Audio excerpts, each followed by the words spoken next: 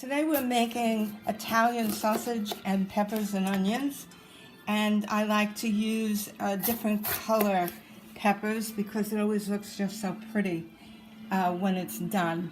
And we're slicing the pepper. I like to take off the ends first and then take out the seeds and put it in my little garbage plate. Your little Rachel Ray garbage bowl. Right. And we just cut this down and remove the pith and slice. And that's the prep part. That takes the most time. Cooking. Now we're ready to slice the onion. So what I like to do is slice it in half vertically, then put it on its side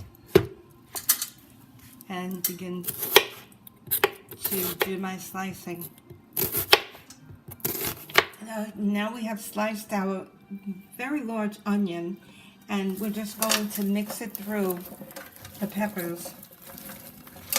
Okay, now we're adding just a little salt to the pepper and onion. I think maybe a little more. And we're also putting in some olive oil. Delicious golden olive oil.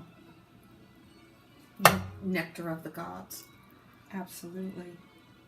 We're going to give this a little stir to spread the salt and the olive oil. So I prefer Rustico. It's got a deeper, heartier flavor. It's unfiltered, and it's a little difficult to find, and it's seasonal. And what I like to do is to put it into a vessel like this, keep it in the closet, because it's important to keep olive oil in the dark and not in a glass container. Okay, so now we're going to pat the sausage links to get them dry, because you don't want any extra water floating around there. And what I've done is this is about 1.5 pounds of sausage, and I have a pound of sweet fennel Italian sausage, and I have a 1/2 pound of hot spicy sausage, which isn't really very, very hot, but it just gives a little kick to the plate. The whole sausage in the pan, and I don't like to cut it because it loses its shape.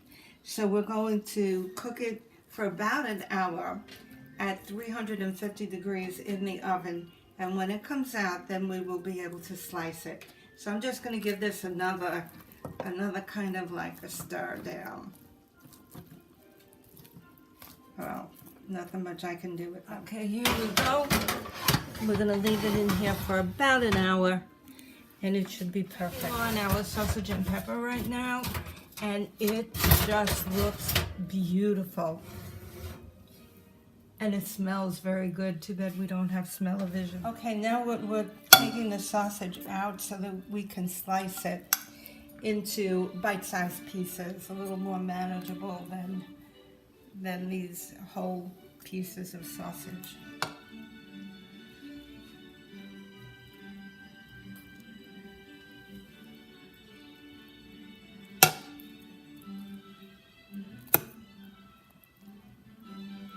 Okay, we're going to cut them into 4 pieces.